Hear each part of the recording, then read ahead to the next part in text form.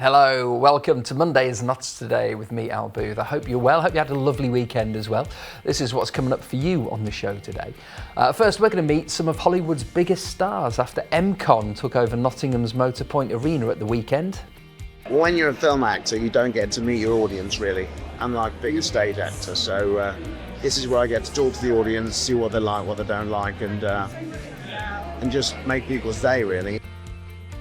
More on that for you shortly, and we'll be hearing how new research is evaluating whether pistachio and walnut shells could be used as low-carbon fuels. The University of Nottingham study is assessing how well the shells break down in mills and whether they could be used to optimise energy or reduce waste in power plants. You'll hear all about that from an expert in just a moment, and we'll meet the latest recruit in Nottinghamshire Police's K9 unit. A new pup has joined the force. We've had him in Notts since he was about 10 months old, and he's been absolutely amazing. I couldn't have asked for a nicer first police dog to have. And we're going to meet one of the students behind a mixed genre music album that's launched in our city in the past few weeks.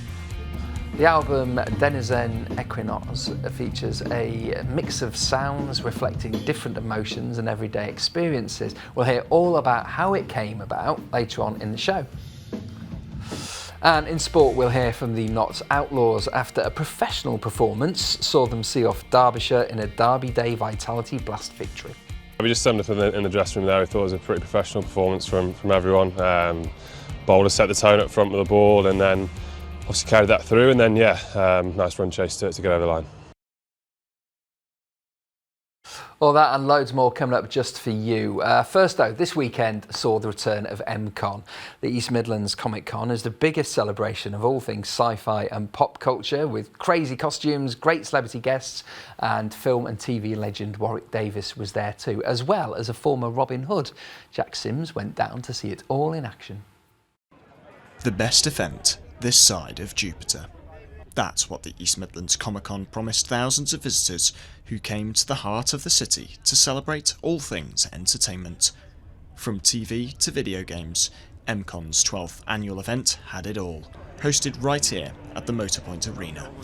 A place where fans could buy merchandise, take photos in incredible costumes, and even come face to face with iconic individuals from their favourite franchises, such as TV and film icon Warwick Davis, who says he's just doing his part to make fans' dreams come true. When you're a film actor, you don't get to meet your audience really. I'm like a big stage actor, so this is where I get to talk to the audience, see what they like, what they don't like, and just make people's day really. It's nice because if they've followed you for years in films, to get to meet somebody who's in those stuff they love was a true delight to them. So I like to fill those dreams. And from one legend to another, we spoke with Jonas Armstrong, who played Nottingham's outlaw son in the hit BBC series Robin Hood. He says that he was honoured to be tied to the legacy of the hooded hero and, of course, our city. Lovely thing. It's lovely to be part of that story, that kind of legend of Robin Hood. It's great to be part of that. I mean, whenever people ask me, they say, what's been your favourite job? I cannot not say playing Robin Hood. You're playing a legend, do you know what I mean? And it's stuff that you sort of dream about as a kid, and the time that we had doing it was the best time of our lives, And so I always say the best job I've ever done, it's always going to be Robin Hood, unless something tops that, which I doubt. But getting this event up and running takes a dedicated team.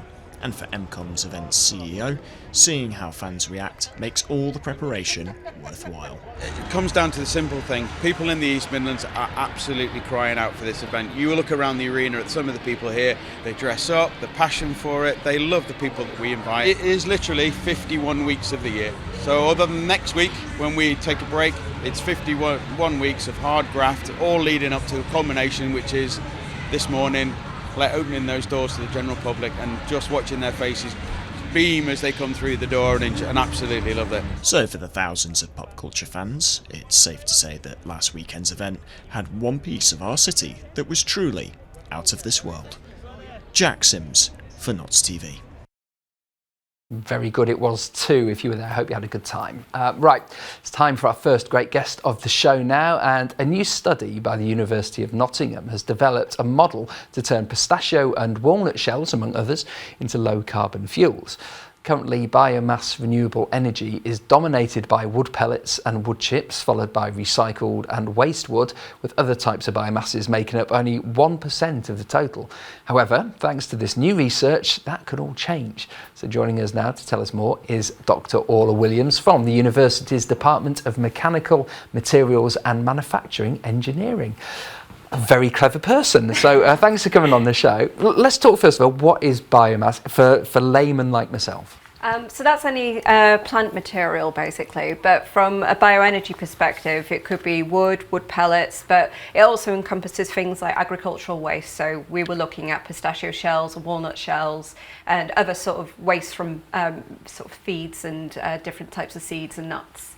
Okay then, so when you talk, so again, layman, pistachio, when you crack it open, you have the bit inside and then you just put, it goes into the bin, I guess, yes, doesn't yeah, it? that waste shell that you get from the, yeah. So how do you decide what can be, is it just a case of just looking at each thing and going, oh, that can be used, it can't be used? What you come up with? So we have, so when biomass is put into a power station, like the big ones you have at Drax, it's ground into a fine powder before it's burnt because it burns more efficiently and you can get higher temperatures. But often the mills were originally designed for coal and they don't break down biomass in the same way.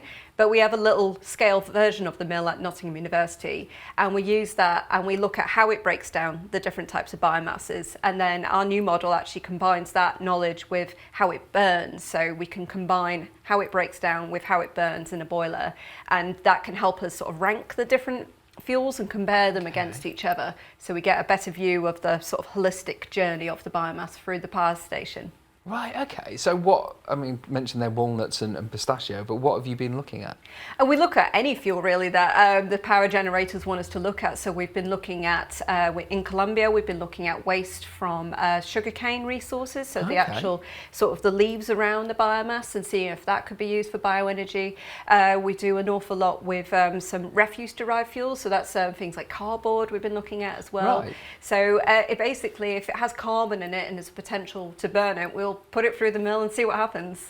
So it's a bit like composting, essentially. No, it's not. Oh, no, it's not. So it's not quite. So it's more like grinding flour, I'd say, is what I specialise in. But in terms of the waste, in terms of what waste can you use, sorry. Yes, absolutely, yes. In terms of what waste you can then go, oh, we could use that, we could use that. Yeah. Okay. So it tends to be limited to byproducts of sort of plants rather than, say, you know, the food you eat, the meats and stuff like that for safety reasons. But this seems very, the amount of years that we've gone on about, like, you know, fracking's a recent thing, but coal and any fossil fuels, where there's plants all around us like this, which could have been used, and you're finding that out now. Yeah, well, I guess it's the how much energy is contained with them is less than coal. So coal is more, you get more energy out of it when you burn it, and it's easier to break down as well. So the systems have all set up, but you can adapt them for biomass. So that's what our research helps power generators with, is to say this one's really good for your current setup, or this one's not so good. So it helps them decide what to do. And there's a lot of countries that are still very dependent on coal power generation.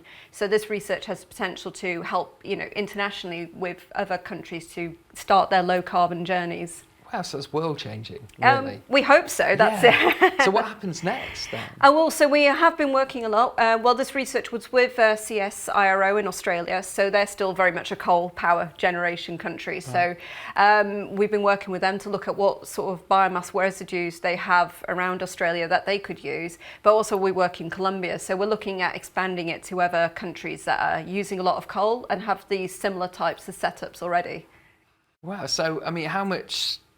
where coal is still being used, and it's obviously being phased out around here, you know, Radcliffe and Sewell Power Station, etc. But how do you think in our lifetime is this going to be a practical replacement? Well, it's already something that's, you know, happened in the UK. We've removed coal from power generation, and there's an awful lot of this work going on across Europe and in America. So there's a lot of appetite to see it as it's, you know, you can grow these residues in your own country. So there's a lot of work on what can you actually grow, you know, with energy crops they're called. So what can you grow in your own country? And also there's a lot of residues that are, like I said, being left and they're just being disposed of. So this offers a way of actually adding more value to those supply chains as well. That's amazing. And like you say about sugarcane, the amount of sugar that gets produced, This is huge, isn't it? Absolutely, yeah. We looked at Colombia, and there was, say, 2 million tonnes just as this one particular residue per annum. Wow. And Colombia makes coffee, it Yeah. has coconuts, it's so many different resources, and it's a question of logistics then of how do you get it here. Yeah. But they have a lot of coal as well, so they have lots of opportunities to use it themselves. Fantastic. Oh, that's so great. Some good news. Thank you so much for coming on. That's Thank you. brilliant. Right, let's see what else is happening in Notts. And dramatic footage is showing the moment a ram-raiding burglar used a stolen van to smash into a shop and steal thousands of pounds of items. 33-year-old Kane Palmer swiped the keys to the van that was parked in Bestwood before reversing toward the window of Bestwood Hill Food and Wine in the early hours of October the 21st, 2023. He took cash, cigarettes and alcohol that totaled more than £10,000. He also linked to other burglaries and was jailed for 7 years in Nottingham Crown Court last week. And police are investigating after a man was stabbed in broad daylight on a Nottingham street today. A cordon was set up along Market Street throughout Monday afternoon after a man in his 30s was attacked just before midday. He was treated at the scene by paramedics and taken to hospital, though the force said his injuries aren't life-altering or life-threatening. Detectives are urging anybody who witnessed the incident to call them on 101. Right, on the way we're going to be looking at sports and hearing about some new music and also meeting a new addition that's furry to the police.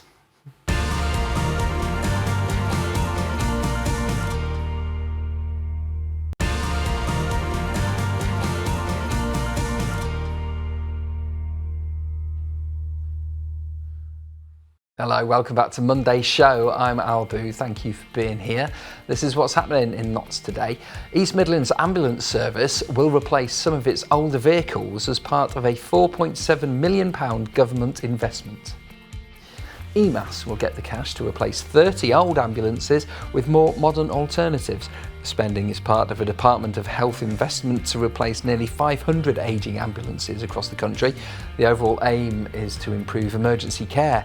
The government says the vehicles are old and tired, and the new ambulances will get patients in minutes rather than hours. And temporary permission for a gypsy and traveller site in Newark has been extended despite fears about flood risks. Newark and Sherwood District Councils extended the temporary status of Parkview Caravan Park on Tolney Lane to allow it to continue operating as a gypsy and traveller site for a year. The land is currently being used by up to 15 caravans. The application was approved at a meeting last week. Councillors say the land was needed to meet allocations for these types of plots, but there were concerns about potential flooding. Now, from planning to policing, it's time to meet Nottinghamshire Police's newest dog handler and canine. PC Katie Bruff and police dog Rooster completed their final licensing assessment, so they can now join the force's police dog handling team. PC Bruff joined the force 6 years ago and has wanted to work with dogs and has passed her tests alongside German Shepherd Rooster. In a new video, she shared what it means to join the police dog team and what went into their rigorous training together. My name is PC Katie Bruff and I'm Notts Police's newest dog handler with my police dog PD Rooster. Rooster is a 18-month-old German Shepherd. We've had him in Notts since he was about 10 months old and he's been absolutely amazing. I couldn't have asked for a nicer first police dog to have.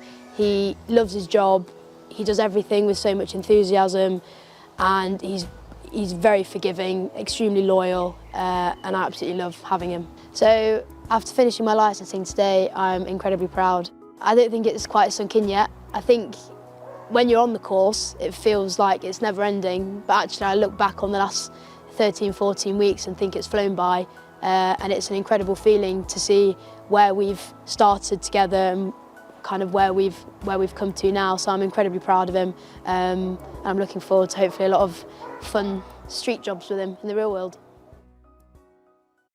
Right, it's time for another great guest for our show now, and we're going to talk music. Students from Nottingham Trent University have just launched a new mixed genre album, and it features the work of rising artists such as Luna and the Lime Slices, Stephen Willis and Table 36. It celebrates all types of music from rock and pop to folk and Afrobeat, and here to tell us all about it is Connor Walter. Thank you for coming in, Connor. So what's your involvement been in the album then? So I've been part of the student team that's helped put the album together as part of Denizen Records, and I also I'm a member of one of the bands that are on the album as well. Oh, which band? Table 36. Okay, so what's your track about? What sort of, because it's all 7 tracks, Yeah, 7 7 different tracks. genres, isn't it? Which Yeah, all different genres. So our track is I think an indie pop type track, and Okay. it's written about, or the singers wrote it about like the hardships of life, I think, something like that. I play the guitar, so the You lyrics play to me guitar? is I just go don't in my listen head. to the lyrics, Yeah, yeah. something about that. You know what these singer-songwriters are like.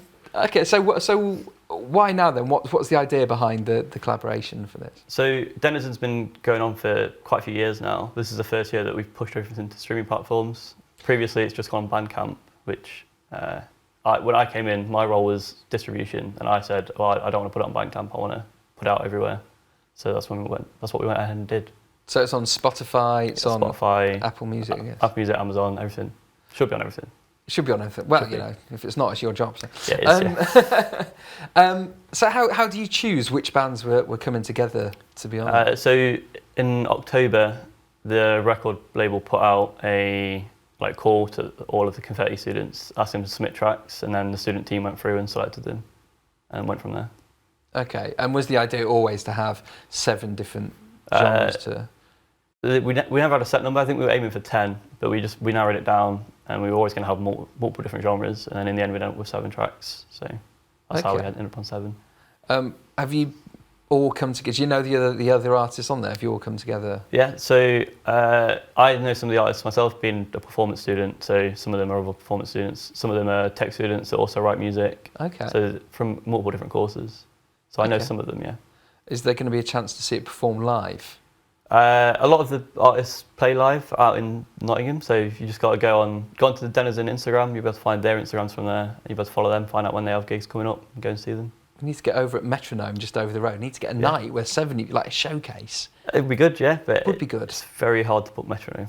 It's It very is, busy. but it's live TV. We've said it on live TV now, so you know the pressure's there. True. When you're kind of working on the album and working who to book, how did the artists come together? Were they chosen? I know you said the thing went out, but is it then a case of going, I like that one, I like that one? Or is So there was 2 students that did production on the album, and then one that did A&R, so artists and repertoire, and the 3 of them sat down, listened to all the submissions. Some of them were just rough demos, but if they saw the track had potential, they'd then get the artists in, re-record things, and then remix it, remaster, so it could go on the album. So it was those 3 that picked all the tracks, and the rest of the student team, after they'd made a decision, sat down and went, yeah, we agree, or no, we don't agree. Okay. And, well, we agreed on all the picks because they were all good tracks, so Yeah. no issues there, really. So it's an album full of young artists as well, which Yes. is the exciting thing. And especially now, like you say, it's out there in the world, so you could be some bigwig in LA listening on Spotify. Absolutely, yeah. What's the hope for it? Do you have a goal, or is it just to get out there? So Spencer Wells is the only person as a student involved in Denizen. He runs the record label, oversees everything, and his main goal has always been to get students to be able to take the next step in their careers after they leave university. So I think he wants the album to go out and showcase what the students can do, and then they can use it. Not only the students that are on the albums, but also the ones that have worked on it, to put it on their CVs and say, we've done this, look what we've done. So you've got the artists on there and the Yes. tracks that we can hear, but also, like you say, the crew behind the team, Yeah, the the mixing, crew the behind it. engineering, everything. That's all student led as well. Yeah, everything's student-led, apart from Spencer overseeing it. The students run everything. Fantastic. Yeah. Okay, well, you might as well plug yourself as you're in the band. When can we next see you perform? Oh, that is a very great question. Thank you. We don't, as far as I'm aware, we don't have any gigs lined up. We just played one on Saturday, so just missed us. Ah, man, how was that? It was all right, yeah. It was good. What was the band called again? Remind us. Table 36. Table 36. Okay, and you've got some songs that the writer's done, but you're not sure. Yeah. I don't listen to the Just a lyrics. guitarist talent, yeah. Yeah, just play guitar and then mix it. Exactly. Oh, remind us of the album and where we can get it everywhere. Remind us of the album. So the album's called Equinox, and it's by Denizen, and it's on all major streaming platforms. Brilliant, thank you. I'm going to go and check the song and listen to the lyrics. Thank you. Right, let's move on to sport now, and we'll start with cricket. The Notts Outlaws had a weekend of mixed fortune in the Vitality Blast. Notts started the weekend with a Derby Day clash against Derbyshire Falcons on Friday. There was a power cut there, but that wasn't enough to stop them seeing off their rivals. Saturday was a bit different though. Liam Patterson-White's late batting form wasn't enough to catch Worcestershire Rapids at Trent Bridge. Speaking after the Derbyshire win though, batting all-rounder Lyndon James said it was a professional performance. I've been involved in a fixture where the power's gone off, so that was obviously very strange, but no, we just summed up in the dressing room there. We thought it was a pretty professional performance from everyone. Bowlers set the tone up front with the ball and then obviously carried that through, and then nice run chase to get over the line. Those that obviously still had to battle were batting. It was just making sure they stayed switched on, and obviously once the lights came back on, we knew the situation pretty quickly, and obviously backed T and tried to get us over the line. I think when you're chasing kind of eights, I feel like you're never too far away. If you get a couple of good overs, it's probably going to get you right back up with the rate, and obviously to lose Clarkey early was obviously tough, but obviously Hainsey has proved what a strong T20 player he is. And staying with cricket, and Blaze maintained their unbeaten start to the Vitality Blast campaign with a thumping victory over Essex. Catherine Bryce starred with bat and ball to secure the 7-wicket victory in Derby, scoring an unbeaten 51 runs to get a bonus point victory with 35 balls left to spare. Speaking after the match, Bryce said it was an overall strong team performance from the Blaze. Really delighted to kind of be able to contribute there.